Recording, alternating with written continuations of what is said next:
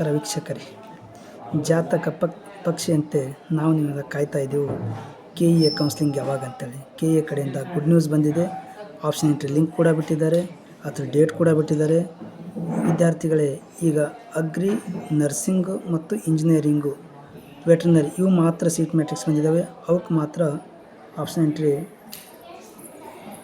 Link open ಇದೆ, ಅವು ಮಾತ್ರ ಆ್ಯಡ್ ಮಾಡಬೇಕಾಗುತ್ತೆ.